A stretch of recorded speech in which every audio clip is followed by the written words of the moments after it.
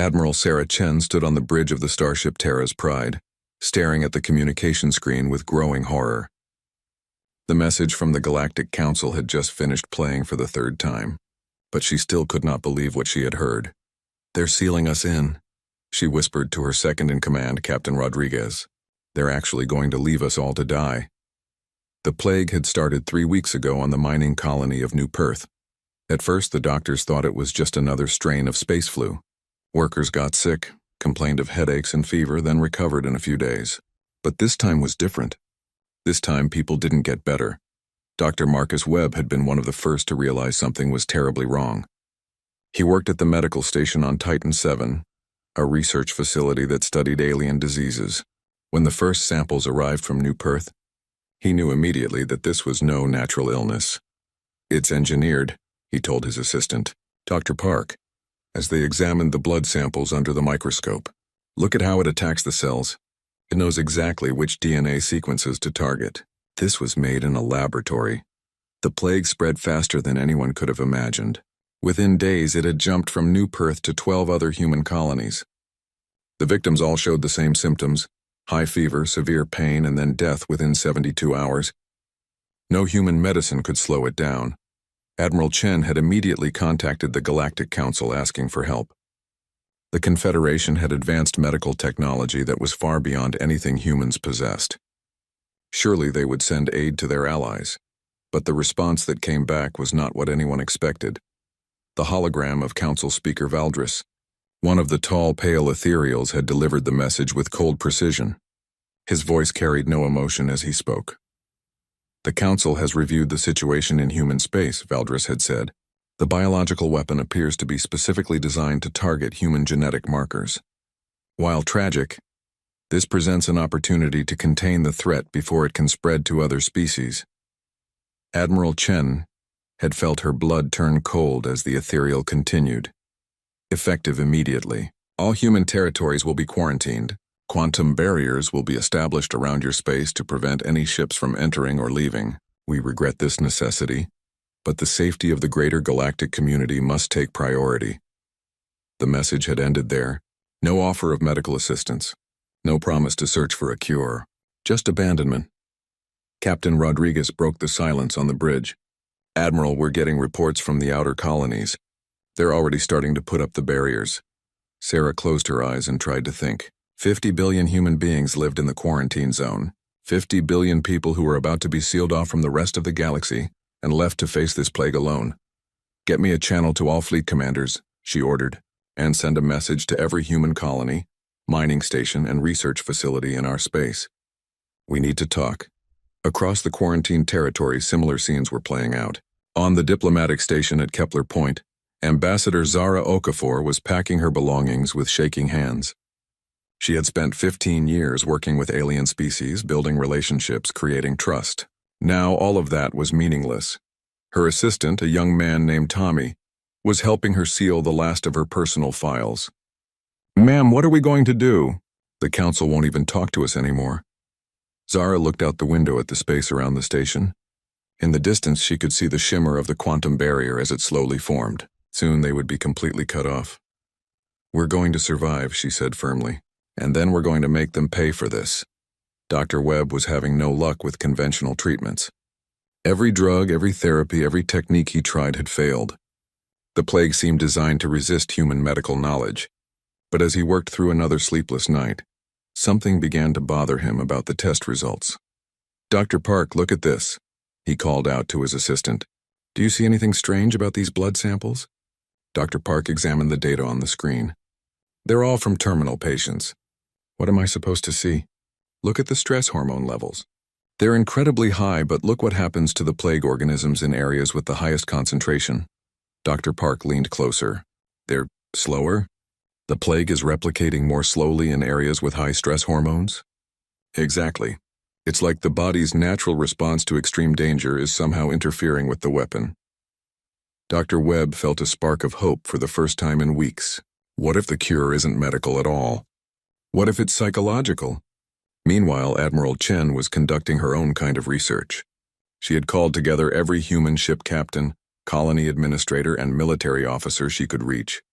The meeting was held on her flagship, with hundreds more joining by video link from across human space. "They've written us off," she told the assembled group.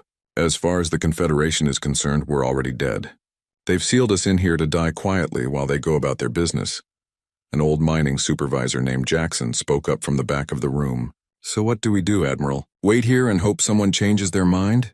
Sarah shook her head. "No, we fight. But first we survive. I want every ship, every station, every colony to start gathering resources. Food, medical supplies, weapons, raw materials, everything. If we're going to be alone, we need to be ready for anything." "What about the plague?" asked Captain Morrison from the heavy cruiser New York. "Half my crew is already showing symptoms." "Dr. Webb thinks he might have found something," Sarah replied. "But even if he finds a cure, we have a bigger problem. The Council didn't just abandon us because of the plague. They did it because they never saw us as equals. We were useful labor, disposable soldiers, nothing more." She looked around the room at the faces of her fellow humans. Some were frightened, some angry, but all of them were listening. "I think it's time we reminded the galaxy what happens when you abandon human beings to die. We've built their colonies, fought their wars, and died for their causes. Now they'll learn what we can do when we're fighting for our own." In the weeks that followed, the quarantine zone became a hive of activity. Ships that had been carrying cargo were quickly converted to carry weapons. Mining equipment was turned into tools of war. Most importantly, humans began to work together in ways the Confederation had never allowed. Dr. Webb made his breakthrough on the same day the last quantum barrier snapped into place. He had been testing his theory about stress hormones when he discovered the truth. The plague could be beaten, but only by embracing the very thing that made humans different from every other species in the galaxy. "It feeds on resignation," he explained to Admiral Chen over the communication link. "The weapon was designed to kill humans who gave up hope. But if we fight, if we refuse to accept death, our bodies produce chemicals that destroy it." Sarah smiled grimly. "Then I'd say the aliens made a very big mistake. Because if there's one thing humans are good at, it's refusing to give up. The galaxy had abandoned humanity, thinking they were weak and expendable. Soon they would learn just how wrong they were." The first human colony to beat the plague was New Darwin, a small farming settlement on the edge of the quarantine zone. The colonists had been given up for dead when the sickness reached them. Most of the medical staff had already died, and the remaining doctors could only watch helplessly as more people fell ill each day. But the farmers of New Darwin were stubborn people. They had carved their home out of hostile alien soil and survived drought, storms, and crop failures. When the plague came for them, they decided to fight it the only way they knew how. "We're not going to lie down and die," declared Maria Santos, the colony's leader. She was 60 years old and had been fighting to keep New Darwin alive for 30 years. "If this thing wants to kill us, it's going to have to work for it." Dr. Webb watched the reports from New Darwin with growing excitement.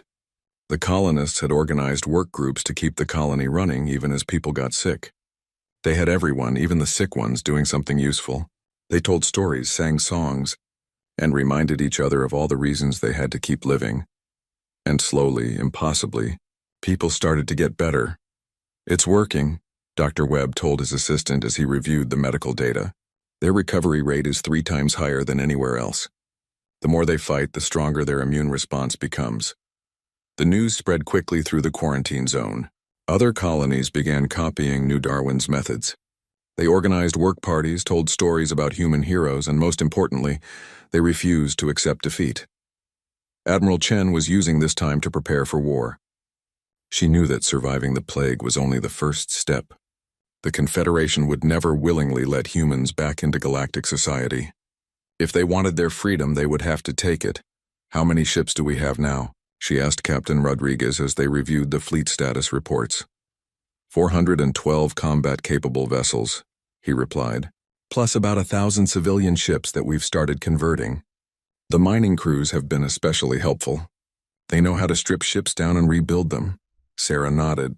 The human fleet had been small compared to the massive armadas of the ethereals or the architects, but humans had always been good at making the most of what they had. "What about weapons?" she asked. "That's where it gets interesting," Rodriguez said with a grin. "The engineering teams have been studying captured alien technology. They think they can build hybrid systems that combine our computers with their power sources." In another part of the quarantine zone, Zara Okafor was building something even more important than weapons. She was building a network of rebels and outcasts from across the galaxy. Her first contact had been unexpected. A message had arrived from outside the quarantine zone, somehow slipping through the barriers.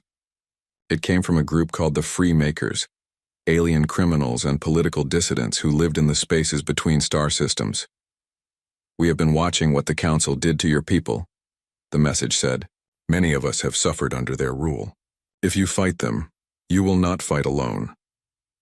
Zara had spent weeks establishing secure communications with groups across the galaxy.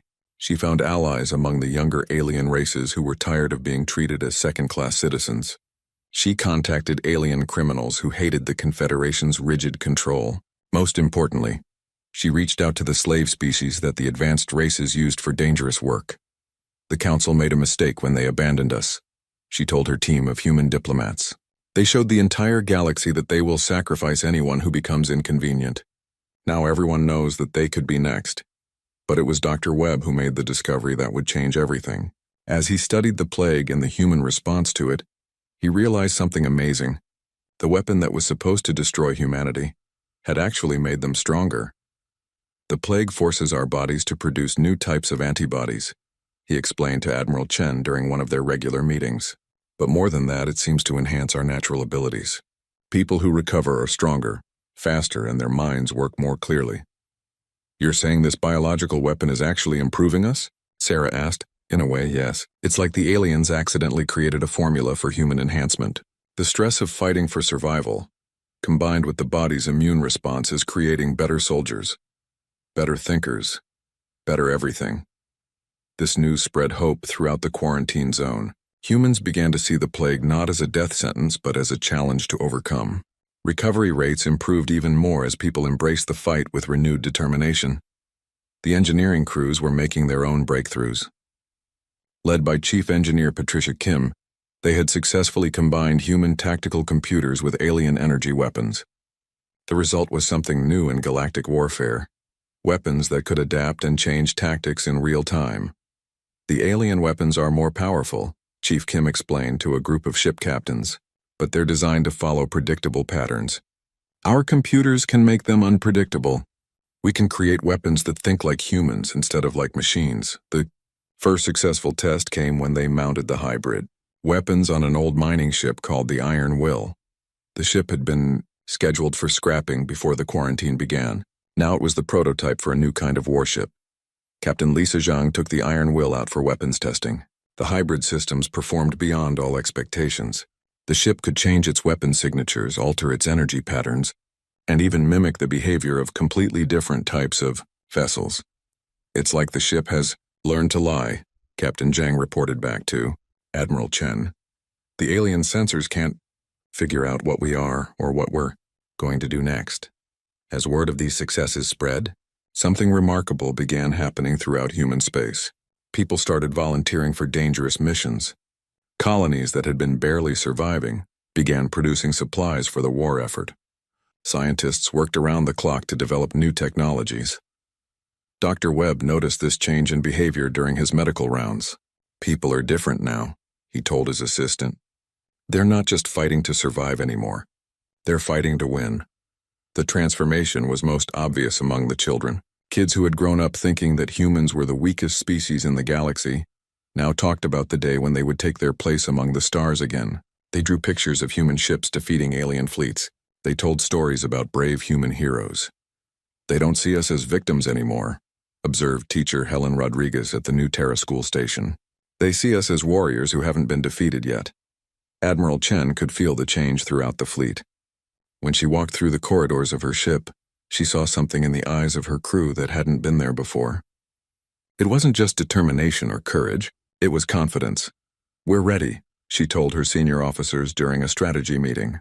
"The fleet is as prepared as it's going to be. Our people are healthy and determined. Our allies outside the quarantine zone are in position. When do we make our move?" asked Captain Morrison. Sarah looked at the tactical displays showing the positions of the quantum barrier stations. The aliens had built their prison to keep humans in. Soon they would learn that they had actually built a fortress where humanity could prepare for war. "Tomorrow," she said. "We start tomorrow. But tonight she would send one final message to the Galactic Council. She wanted them to know that their abandoned victims had become something much more dangerous. To the species of the Galactic Confederation, her message began. You left us here to die. You thought we were weak and disposable. You were wrong. Tomorrow, you will begin to understand the price of abandoning humanity. We are coming for you, and we are no longer the same species you threw away. The message was broadcast on all frequencies, sent to every Confederation world simultaneously. By morning, the entire galaxy would know that humanity was no longer hiding behind barriers. They were getting ready to break free. The attack began at exactly 600 hours Galactic Standard Time, across 17 different locations. Human ships launched themselves at the quantum barrier stations that held them prisoner. Admiral Chen watched from the bridge of Terra's Pride as her fleet approached barrier station Alpha 7. The massive alien structure hung in space like a metallic spider, its energy projectors creating the invisible wall that had kept humanity trapped for months. All ships? This is Admiral Chen, she spoke into her communication system. Today we prove that humans cannot be caged. Attack pattern Delta. Hit them fast, hit them hard, and show them what happens when you abandon Earth's children. The human fleet moved unlike any military force the galaxy had ever seen. Instead of the orderly formations favored by alien navies, the human ships swarmed like angry insects. They changed direction randomly, used mining charges as weapons, and coordinated their attacks through what seemed like chaos but was actually carefully planned confusion. Captain Zhang in the Iron Will led the first wave. Her ship's hybrid weapon systems began firing patterns that the station's computers couldn't recognize or predict. Energy blasts that should have been simple laser beams suddenly changed frequency mid-flight. Missiles that appeared to be standard explosives turned out to carry electronic warfare packages that confused the station's targeting systems. Their defense computers don't know what to do with us. Captain Zhang reported over the communication channel. We're not following any known attack patterns. The barrier station's automated defenses had been designed to handle threats from known alien species. The ethereals attacked with perfect geometric precision. The architects used overwhelming firepower in straight lines. The energy beings called Luminari struck with pure energy weapons that followed predictable physical laws. But humans fought like humans, unpredictably, creatively, and with a willingness to take risks that alien computers couldn't calculate. Minor Captain Joe Murphy, commanding a converted ore hauler called Lucky Strike, demonstrated this perfectly. When the station's weapons targeted his ship, he didn't try to dodge in the expected ways. Instead, he flew straight at the station while spinning his ship and releasing clouds of metal debris from his cargo holds. The station's targeting computers lost track of the Lucky Strike in the chaos. By the time they reacquired the target, Murphy had positioned his ship directly against the station's hull and was using industrial cutting lasers to slice through the armor. "This is how we cut through asteroid hulls," Murphy announced cheerfully over the radio. Alien metal isn't much different. Similar scenes played out at barrier stations across the quarantine zone. Human ships commanded by former miners, merchants, and colonists used techniques that no military academy in the galaxy had ever taught. They turned cargo containers into weapons, used civilian repair tools as cutting devices, and coordinated their attacks through music and poetry instead of formal military commands. On Station Beta 12, Captain Sarah Rodriguez led a squadron of converted passenger ships in a maneuver that would later be studied in military academies across the galaxy. When the station's defenses concentrated on her largest ships, she had her smallest vessels, former taxi shuttles and personal craft, sneak in close to the station's power core. "All right, people," she announced to her squadron. "Remember, we're not soldiers.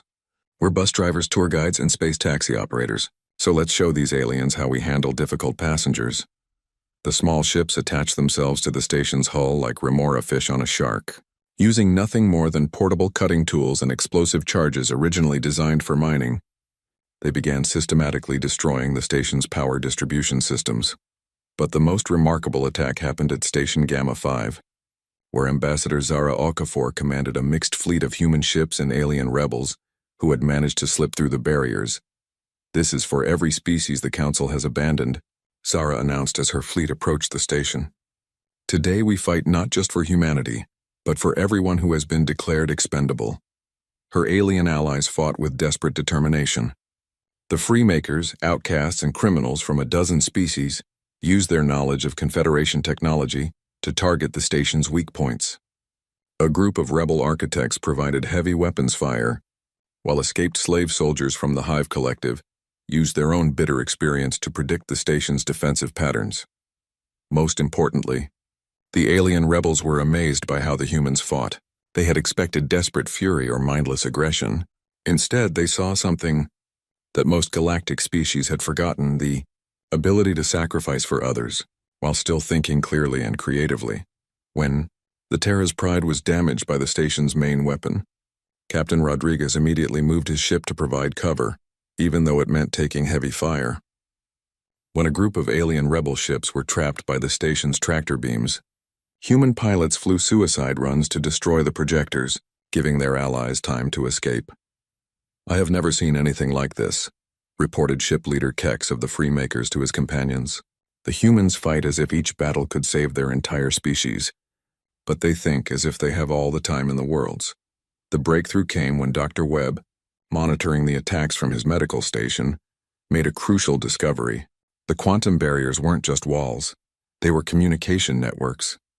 By studying the energy patterns of the failing stations, he realized that the entire barrier system was connected through quantum entanglement.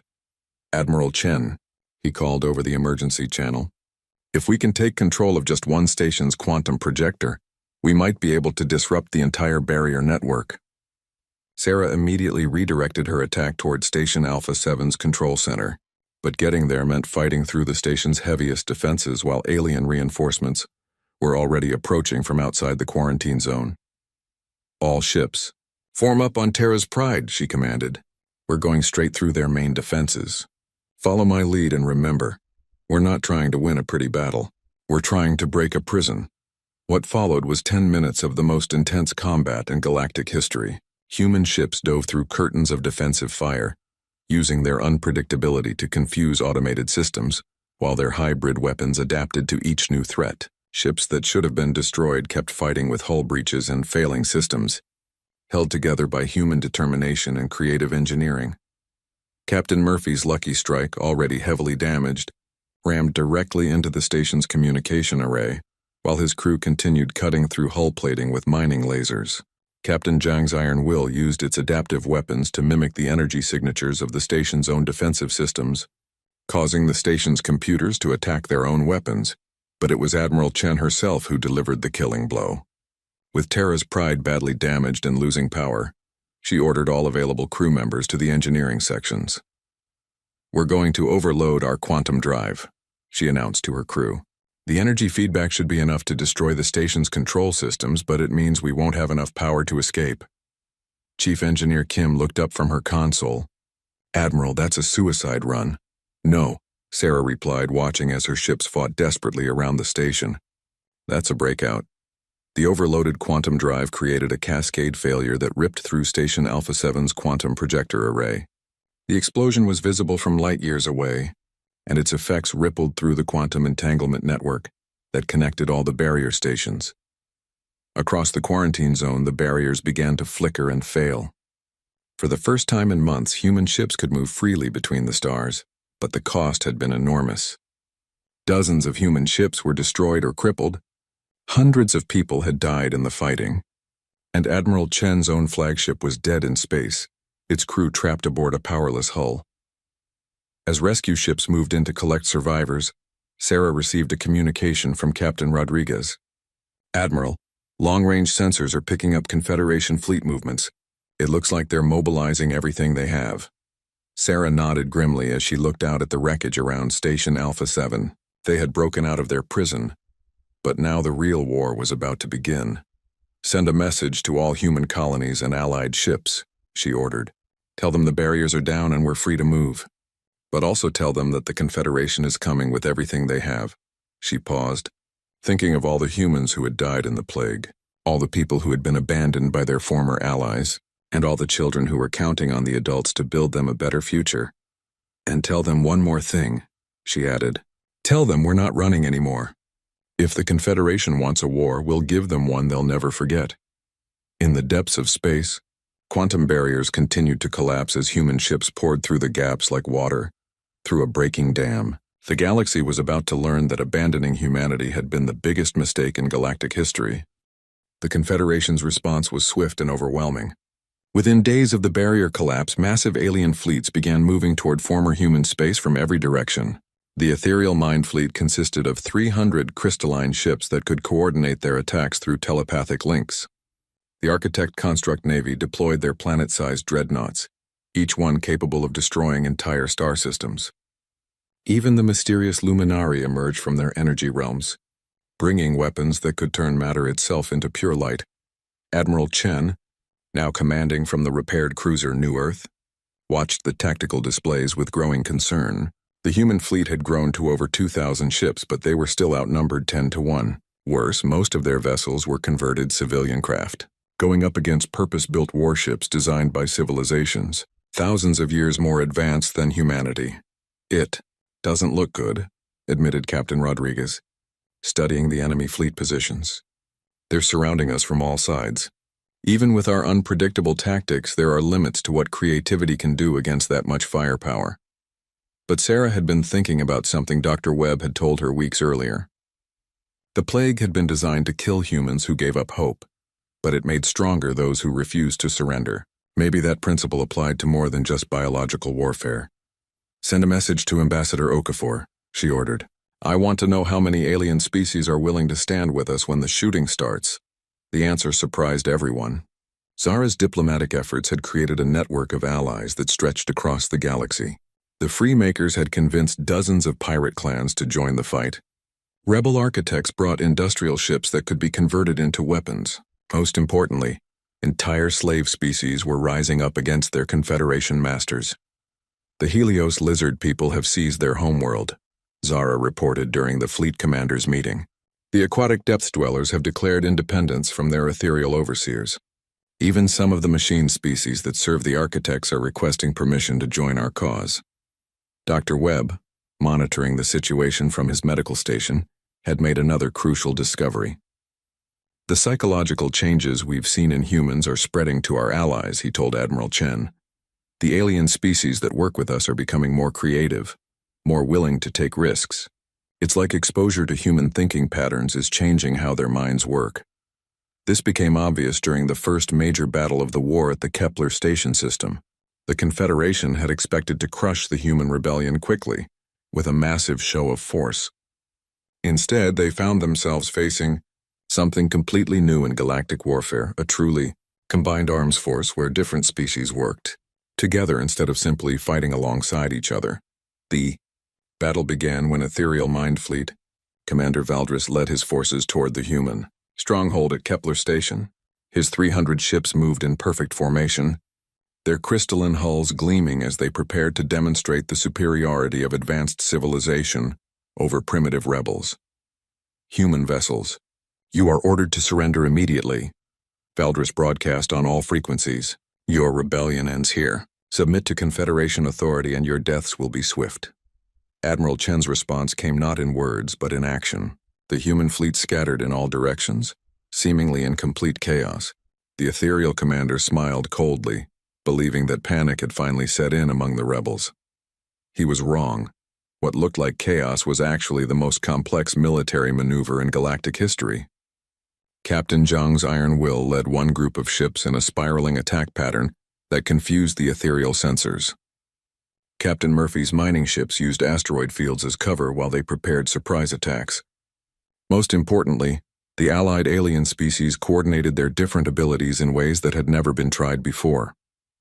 The Freemaker pirates, who knew every hiding spot in the system, guided human ships through gravitational anomalies that the ethereal formation couldn't navigate safely. The rebel architects used their massive construction ships to create temporary barriers and weapon platforms. The escaped Helios lizard people provided boarding parties that could operate in environments that would kill most other species. But it was the psychological warfare that proved most effective. The humans had learned that different alien species responded to different types of pressure. Against the logical ethereals, they used music and art as weapons, broadcasting human poetry and jazz music that disrupted telepathic concentration. Against the rigid architects, they used random movement and unpredictable behavior that overloaded computational systems. Their formation is breaking apart, reported Captain Rodriguez from his position on the battle line. The ethereals can't maintain their telepathic links when exposed to human creativity. It's like our thoughts are too chaotic for their minds to process. The turning point came when the ethereal flagship itself was boarded by a mixed team of humans and alien allies. Leading the assault was Sergeant Maria Santos, the former colony leader from New Darwin, who had become one of the rebellion's most effective soldiers.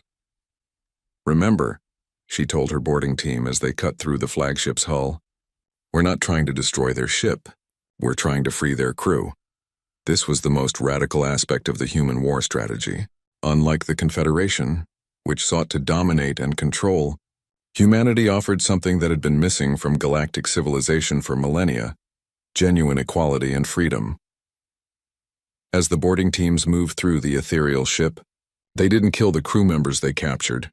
Instead, they showed them recordings of the plague's effects, the abandonment of human space, and the brutal suppression of other species that had tried to resist Confederation rule. "You were told we were dangerous primitives," Sergeant Santos explained to a group of captured ethereal officers. "But look around. We could have killed all of you, but we chose not to. When is the last time your government gave anyone that choice?" The effect was immediate and dramatic. Ethereal crew members began laying down their weapons and asking to learn more about the human cause. Some even offered to help reprogram their ship systems to aid the rebellion. Word of this spread quickly through both fleets. Confederation commanders found themselves dealing with mutinies and defections as their own crews began questioning orders. The rigid hierarchy that had held galactic civilization together for thousands of years started to crack under the pressure of an alternative that actually offered hope for something better. The battle's climax came when Admiral Chen made a decision that shocked both sides. Her flagship was surrounded by 6 ethereal cruisers, all demanding surrender. Instead of fighting or fleeing, she opened a communication channel to the entire ethereal fleet. "My name is Sarah Chen," she announced. "I am a human being and I am not your enemy. Your commanders told you that we are violent primitives who must be destroyed. But I want to show you something different." What followed was the most remarkable 10 minutes in military history. With enemy weapons trained on her ship from all sides, Admiral Chen ordered her crew to stand down and power down all weapon systems. "We could destroy some of your ships," she said calmly to the ethereal fleet. "But that would make us no different from your Confederation. Instead, I'm offering you a choice your government never gave you. Join us and help us build something better. Or continue following orders that serve only those who see you as expendable tools." The silence stretched for long moments. Then one by one, ethereal ships began powering down their weapons as well. Within an hour, over half of the ethereal mind fleet had defected to the human cause, bringing with them advanced technology and thousands of years of military experience. But the victory at Kepler Station was just the beginning. News of the ethereal defection spread across the galaxy like wildfire. On dozens of worlds, oppressed species began rising up against their Confederation overseers. Slave planets declared independence. Even some of the advanced species began questioning the rigid hierarchies that had defined galactic civilization. Dr. Webb, studying the reports from across the galaxy, made a startling realization. "It's not just military victories," he told Admiral Chen during one of their regular meetings. "We're winning a war of ideas. For the first time in galactic history, species are working together as equals instead of in dominance hierarchies." But the Confederation was not finished. The remaining loyal forces regrouped around the capital world of Nexus Prime, preparing for one final battle that would determine the future of galactic civilization. "They're massing everything they have left," Captain Rodriguez reported as intelligence updates came in. "Architect dreadnoughts, luminary energy fleets, and every loyal species in the galaxy. If we lose this next battle, it's all over." Admiral Chen looked at the tactical display showing the enormous enemy forces gathering around Nexus Prime. The final battle would be the largest conflict in galactic history, with the fate of billions hanging in the balance. "Then we'd better not lose," she said simply. "Send word to all human colonies and allied fleets. It's time to finish what they started when they abandoned us to die." The final battle began in the shadow of Nexus Prime, the gleaming capital world that had ruled the galaxy for 5,000 years. Around the planet, the largest fleet in galactic history waited in perfect formation. 10,000 ships representing the remaining loyal forces of the Confederation. Admiral Chen stood on the bridge of her new flagship, the Terra Reborn, watching as the human-led alliance approached the enemy fleet.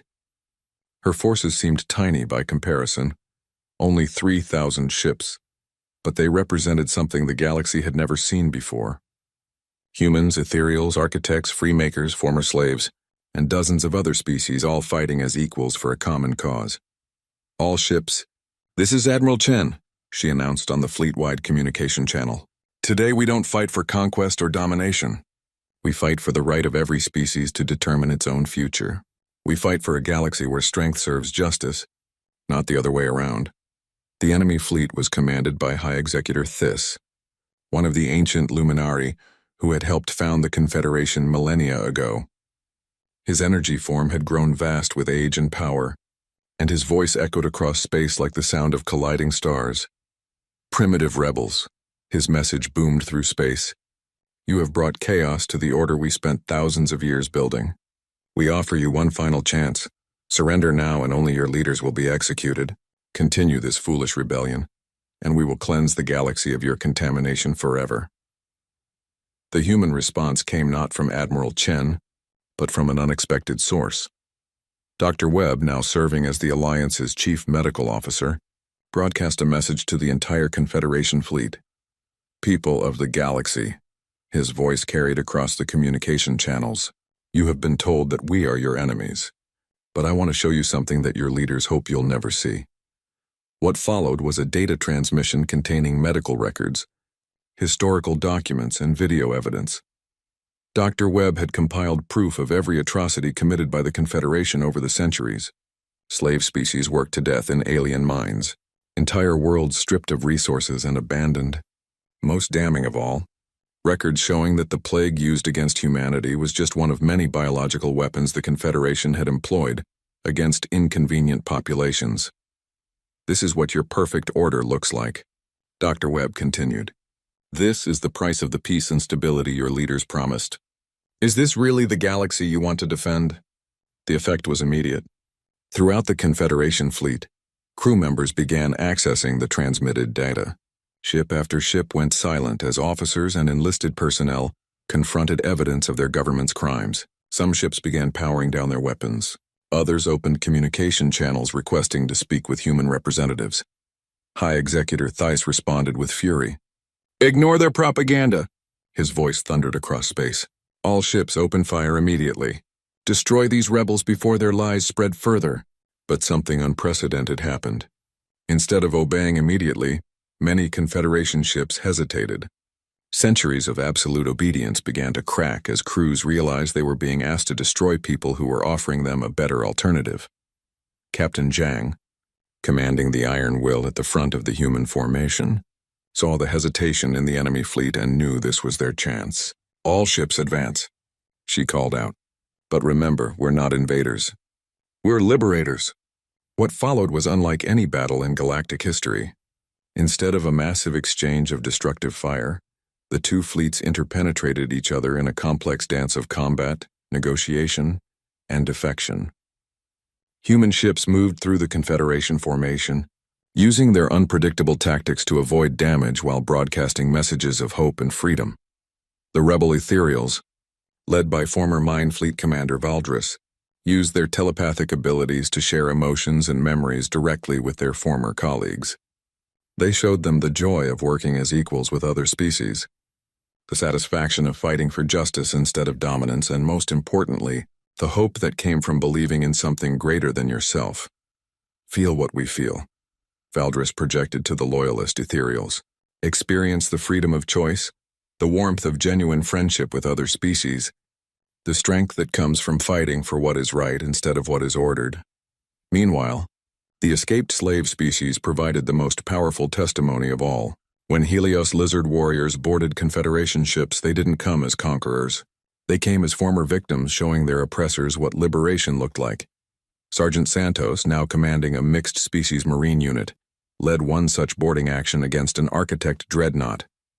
Instead of fighting their way to the bridge, her team moved through the ship's corridors, speaking with every crew member they encountered. "You don't have to be afraid anymore. She told a group of architect engineers who had been expecting to die in battle. You can choose what you want to build instead of being ordered to create weapons of oppression. The psychological impact was devastating to Confederation morale. Ship after ship began switching sides as crews realized they were being offered something their government had never provided: respect, equality, and genuine hope for the future. But the battle's turning point came when Admiral Chen made the ultimate sacrifice. High Executor Theiss, realizing that his fleet was disintegrating through defection rather than combat, decided to destroy Nexus Prime itself rather than allow it to fall into rebel hands. "If we cannot rule the galaxy," the ancient luminary declared, "then no one shall." The planet-killer weapon that this activated was designed to turn Nexus Prime into an expanding ball of plasma that would destroy everything within 10 light-years. Billions of civilians on the planet below would die, along with both fleets and anyone else in the system. Admiral Chen saw the weapon charging and realized that Terra Reborn's experimental quantum drive could disrupt the planet killer if she overloaded it at exactly the right moment. But doing so would destroy her ship and everyone aboard. "All hands, this is the Admiral," she announced to her crew. "I'm ordering all non-essential personnel to the escape pods immediately. We're going to stop that weapon, but I won't ask anyone to die who doesn't choose to." To her amazement, not a single crew member moved toward the escape pods. Captain Rodriguez spoke for them all when he said, "Admiral, we chose to follow you this far. We're not abandoning you now." The Terra Reborn accelerated toward the massive weapon platform, taking devastating fire from loyalist ships trying to protect their ultimate weapon. Human, ethereal, architect, and Freemaker crew members worked together to keep the ship functioning as its hull was torn apart by enemy fire. Chief Engineer Kim, her hands dancing over controls that mixed human innovation with alien technology, managed to overload the quantum drive just as they reached optimal range. The resulting explosion tore through both the planet-killer weapon and the Terra Reborn itself. But Admiral Chen's sacrifice saved more than just Nexus Prime. The sight of humans dying to protect alien civilians, including many who had been their enemies just hours before, completed the moral transformation of the Confederation fleet. The remaining loyalist ships powered down their weapons and requested permission to surrender. High Executor Theiss, his ancient form flickering as his energy body began to dissipate, sent one final message before disappearing into the cosmic background radiation. "You may have won this battle, primitives, but you know nothing of ruling a galaxy. Without order, without hierarchy, you will have only chaos." Ambassador Zara Okafor, now serving as the Alliance's chief diplomat, responded from her command ship. "You're right about one thing. We don't want to rule the galaxy. We want to free it."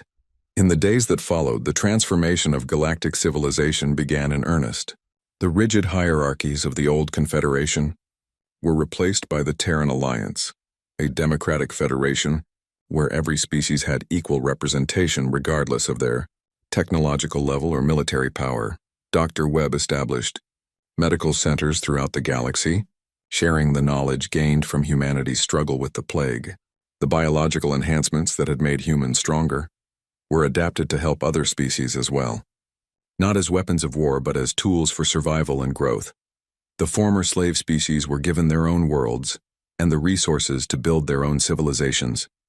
The rebel architects used their construction abilities to build cities and space stations designed for cooperation rather than domination. Even former enemies were welcomed into the new order, as long as they accepted the principle of equality among species. Captain Zhang, now commanding a mixed species exploration fleet, led missions to contact isolated civilizations and offer them membership in the Alliance. "We're not here to conquer or convert you," she would tell each new species they encountered. "We're here to offer you choices your people have never had before." But perhaps the most important change was in how the different species viewed each other. Children of different alien races played together in integrated schools. Scientists from dozens of worlds collaborated on projects that benefited everyone. Most remarkably, the psychological patterns that had made humans so effective in combat, creativity, adaptability,